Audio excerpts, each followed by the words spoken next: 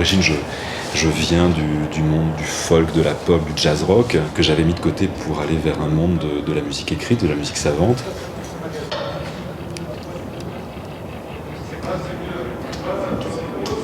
Je travaillais sur un projet que j'appelais les improvisiteurs.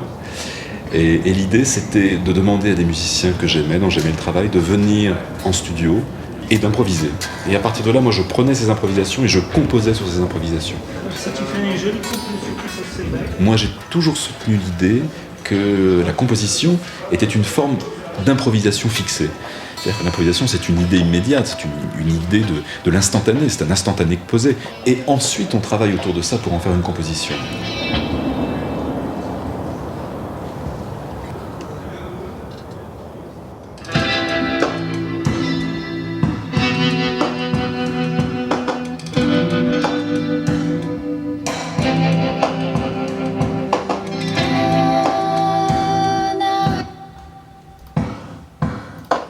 Je suis allé très loin dans l'idée de la rencontre et du mélange.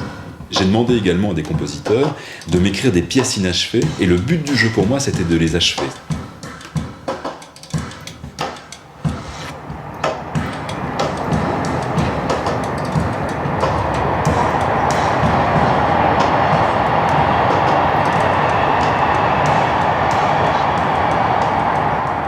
J'étais très très surpris par mes voyages au Japon.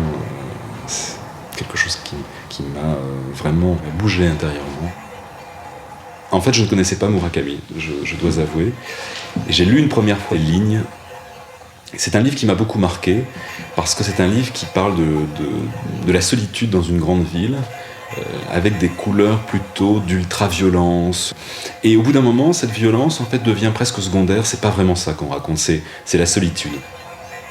Et quand quelques mois plus tard, Jean-Paul Dessy m'a demandé de composer pour l'ensemble Musique Nouvelle, ce livre m'est revenu parce que j'avais envie de raconter une histoire.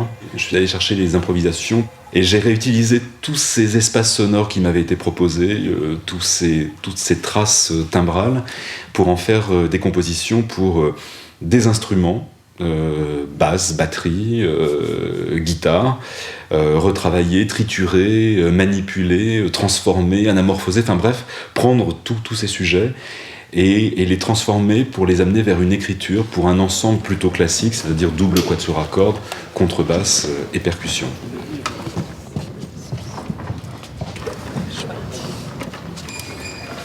Alors attends, ouais, du coup il faut prendre un truc comme ça. Laurent, les partitions, elles sont où? Les partitions d'orchestre. Les partitions, c'est pareil, oui. Ils sont en Laurent? En quatuor à cordes, du coup le do et le mi sont quasiment juste en tierce. Mettons que l'harmonique est juste. Les beaux projets, les projets qui mobilisent une énergie qui va générer de belles formes musicales, c'est souvent la rencontre humaine qui donne l'idée qu'à travers des personnes peut jaillir un univers sonore.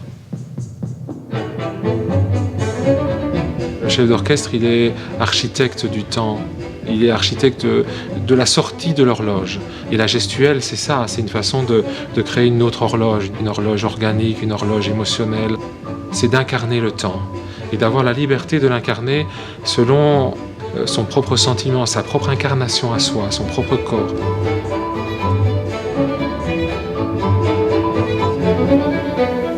Si le niveau reste comme ça, monte-moi encore un peu l'électronique, arrête, j'entends plus. Là, dans une bonne partie de l'œuvre, je suis par contre le serviteur d'un temps qui m'est imposé. Donc il y a cette espèce d'acuité très très grande qui doit être donnée à ce passage d'un temps figé sur support que Bruno lance et auquel je dois absolument souscrire.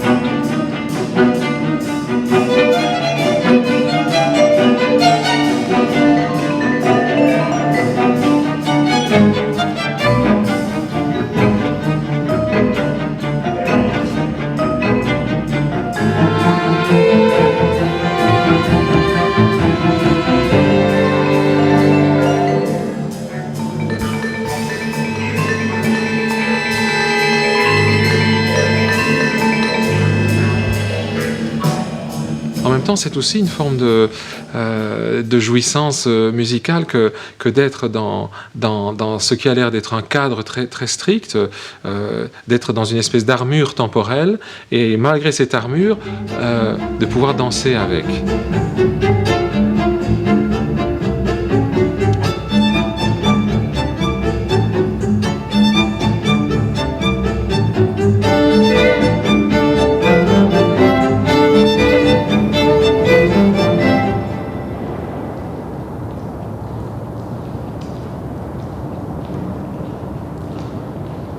Le projet Ligne est né d'une rencontre. J'ai rencontré Bruno au Canada, à Montréal, et très vite il m'a proposé Ligne. À la lecture, j'ai accroché parce que c'est un roman qui est assez intéressant, qui fonctionne un peu comme une valse, puisqu'on passe de personnage en personnage en personnage. C'est vraiment une danse, quoi. Il y a vraiment quelque chose de musical dans ce livre. Ce sont des récits de jeunes Japonais qui ne parviennent plus à s'intégrer à la machine. Et c'est un peu ce que j'ai essayé de retrouver dans mes images, de trouver un décalage. Qu'est-ce qui allait faire qu'on allait sortir de ce petit quotidien et rentrer dans un autre type de réalité, en introduisant ces espèces de lignes électriques qu'on retrouve un peu partout, qui sont là comme des serpents. J'essaye vraiment de rentrer dans un univers très visuel.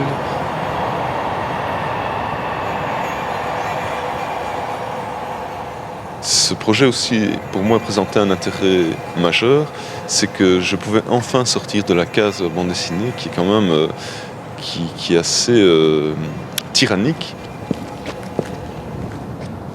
Tandis qu'ici, Ligne, j'étais beaucoup plus libre, je pouvais changer de technique pour chaque image, le cadrage, enfin, c'était vraiment un projet un peu libérateur. Je devais faire des choix très clairs. Au lieu de 10 images, on devait prendre une image, un moment clé, un moment particulier. Et au fil des lectures, finalement, j'essaye de repérer ce qui me touche le plus, au niveau visuel, au niveau atmosphère aussi.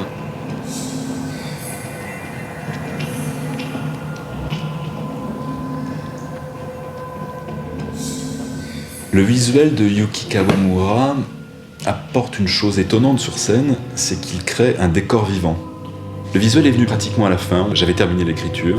Yuki avait une approche très particulière de l'image, une approche beaucoup basée sur la contemplation, sur l'image lente, sur le travail également sur la texture. Quand je fabrique des vidéos, c'est premièrement, j'ai inspiration par image, ce que j'ai filmé. Souvent que je filme des fois et quand je capte quelque chose et ça à partir de cette image, ça m'inspire.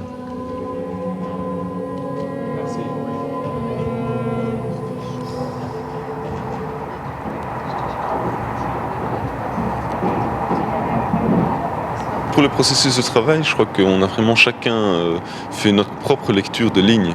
Finalement, moi j'ai créé mes illustrations, mais sans entendre la musique de Bruno. Hein? C'est assez intéressant de se dire qu'il y a d'un côté il y a l'image fixe, de l'autre côté il y a la musique, et puis il y a la vidéo, et c'est la vidéo qui va faire que la musique et l'image fixe vont se rencontrer.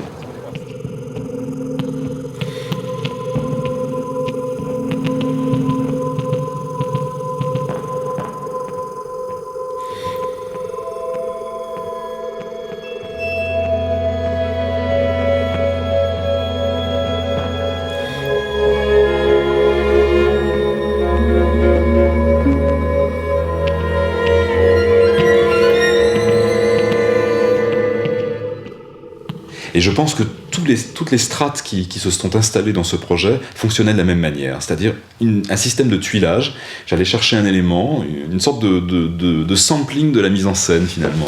J'allais chercher un élément, j'essayais de voir comment je pouvais l'intégrer au projet global. Comment on arrive à tuiler non seulement une histoire, mais également des rencontres. En essayant de puiser dans toutes ces esthétiques pour en créer une comme s'il y avait un seul compositeur, et je pense que oui, c'est un peu le travail du maître d'œuvre d'avoir réuni tout ça comme une sorte de palette de couleurs que l'on colle pour en faire une image unique. C'est comme si tous ces éléments qui d'habitude ont leur statisme, ont leur sédimentation propre, se mettent à vivre ensemble. Et ça c'est magique.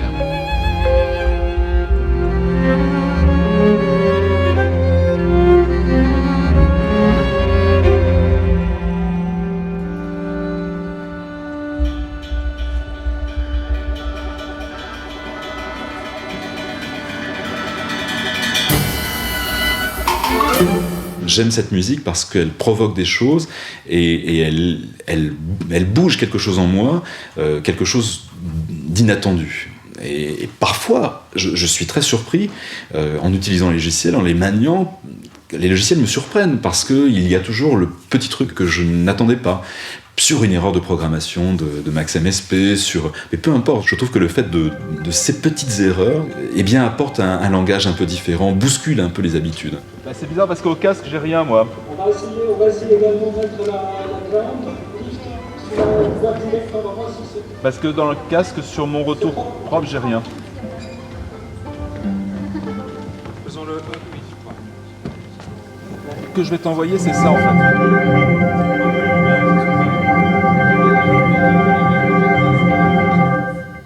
Qu'est-ce que tu changes comme en fait, où est-ce que tu as coupé les niveaux pour qu'il ait été avant?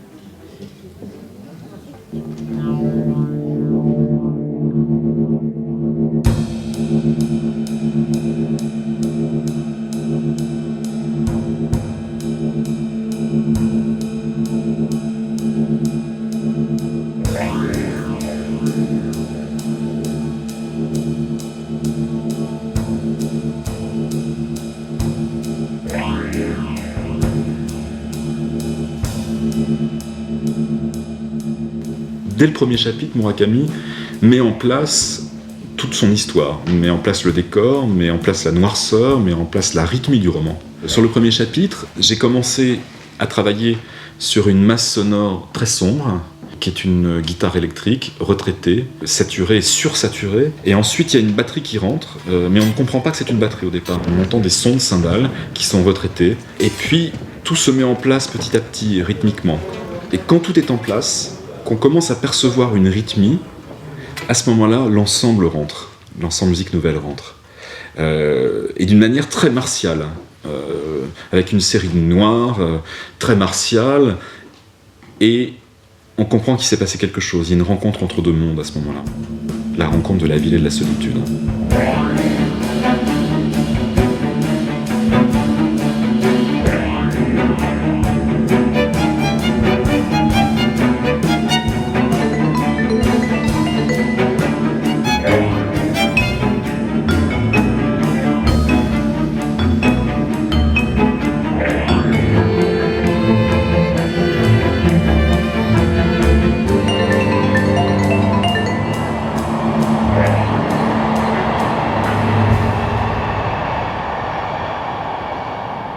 Par rapport à la musique, je trouvais aussi qu'il y avait une belle résonance entre la musique et les images, avec ces moments tantôt très contemplatifs dans la musique, et puis à un certain moment, des moments où ça éclate un peu. Et c'est aussi ce que j'ai essayé de retrouver dans certaines images, ces vues de Tokyo où on a toutes les enseignes lumineuses comme ça, et qui chez moi deviennent vraiment juste des taches de couleurs, mais qui sont comme des rythmes. Et comme les rythmes de la musique, quoi. Donc là, j'ai essayé de créer des ponts entre le visuel et le musical.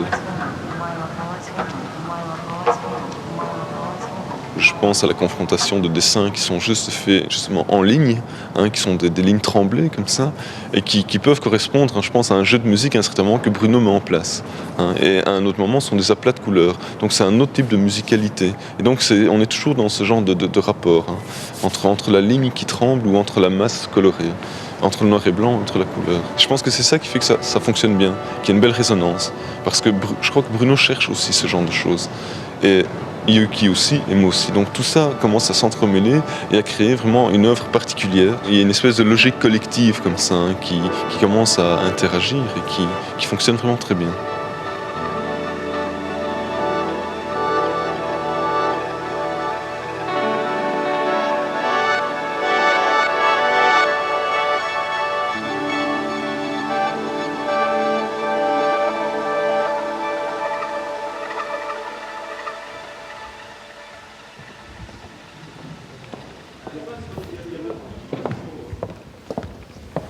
ここ音はモニター音来てんねんけど、このモニターの後ろのラインで僕の方に来てないってこの人に言ってもらっていい？あ、はい。Ouais, pas très fort.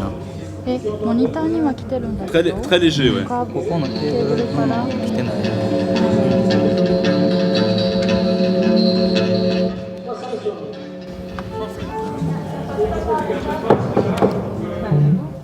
Les parties électroniques sont improvisées sauf quand la musique écrite entre. Et les parties improvisées sont les parties entre Yuki et moi. Et là, je travaille sur les images. Donc là, je peux prendre la guitare, je peux travailler sur les échantillons en temps réel, je peux travailler sur les matériaux électroniques. Et d'un autre côté, Yuki, quand il me voit improviser, lui-même commence à travailler sur les images, en improvisation, parfois en utilisant les sonorités que je lui envoie, qui lui servent à moduler ces images, ou parfois en prenant des libertés, et dans ces cas-là, c'est moi qui suis ces images.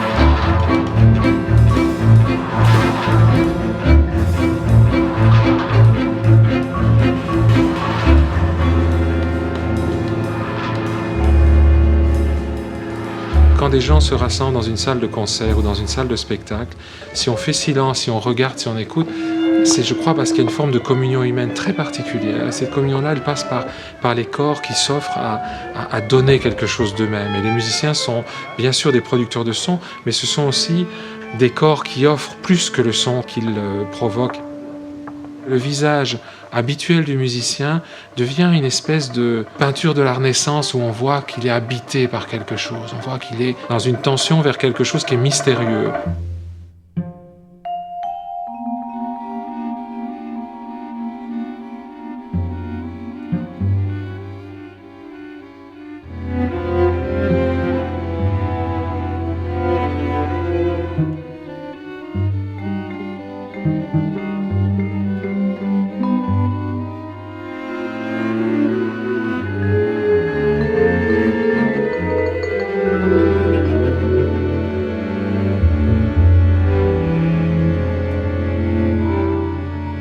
On entre dans des années qui sont assez passionnantes, puisqu'on entre dans des années où on se pose des questions de la place du spectacle dans la société. Maintenant, il y a peut-être quelque chose à inventer entre tout ça, c'est-à-dire des vrais mélanges où je pense qu'il n'y a pas d'art qui prenne le pas sur l'autre. Et je pense que dans Ligne, c'est ça qui était intéressant, c'est que personne n'a pris le pas sur l'autre.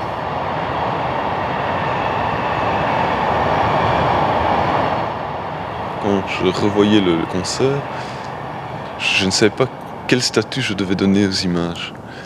Parce qu'il y a quelque chose qui m'échappait, c'était bien sûr mes images, mais qui était prise à un processus qui était plus global que ce que moi j'avais fait. Donc ça devient complètement autre chose. Donc je ne sais pas encore comment il faut appeler ça. Parce que c'est pas de la peinture, puis c'est une projection, enfin c'est de la... je sais pas. Donc là, il y a quelque chose d'intéressant. Ça veut dire que c'est... Après un gros travail de production, il y a un objet particulier qui naît, quoi. Et qui ne peut naître qu'à un moment particulier au concert.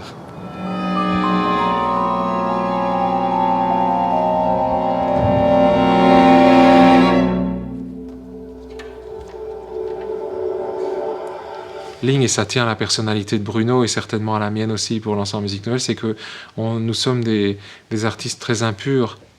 Dans ma vie personnelle, j'ai été un adolescent qui était écartelé entre des pratiques de rock et des pratiques de musique très savantes.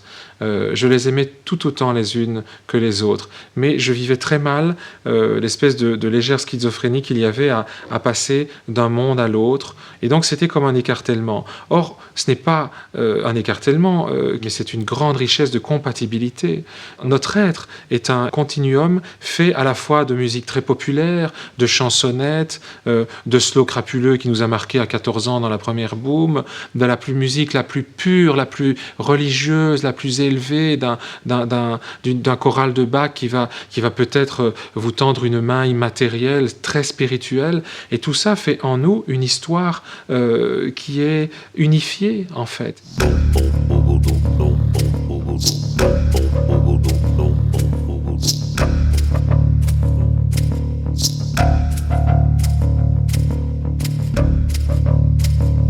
People go through all their lives complaining most of the time, never seem to have a dime while standing in the welfare line. C'est vrai que l'idée de travailler sur une suspension à la fin, une suspension musicale, une suspension esthétique, parce que la pièce de la fin est tout à fait en dehors du reste, c'est vraiment une chanson pop, quoi. Le dernier film est à l'image un peu du travail de Yuki. C'est un décollage, on sort de la ville pour aller vers les nuages et le voyage ne s'arrête jamais, mais dans ce voyage où la caméra monte très très très lentement vers le ciel, il y a toujours un tout petit élément nouveau qui arrive. C'est le mot fin sur la dernière page du roman. Fin d'un cycle avant d'entrer dans un autre qui va ressembler étrangement au précédent.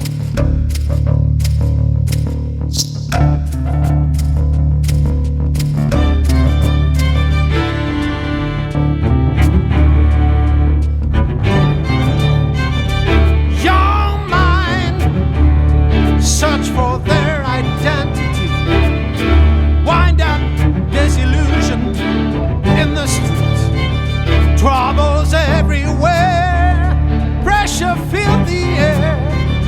The road is out to choose. You either win or you lose.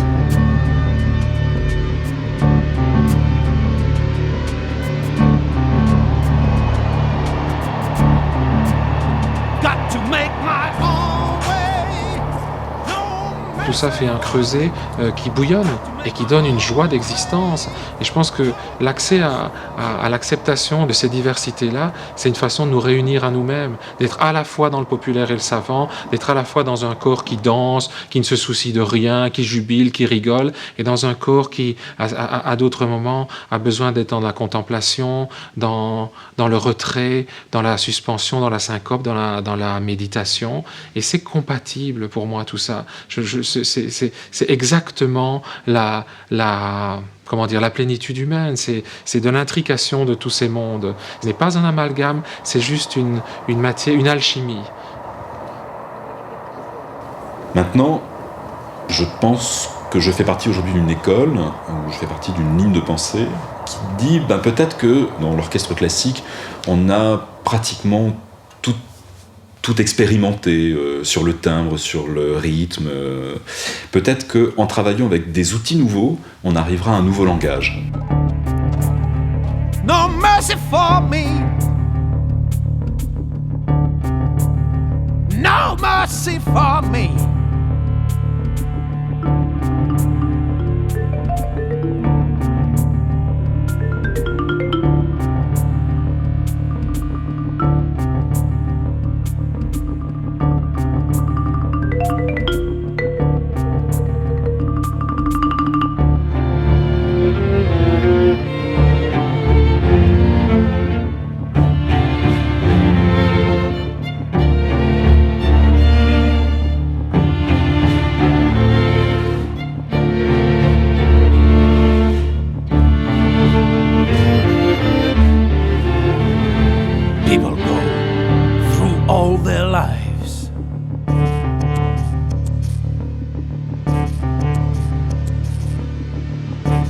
Complaining most all the time.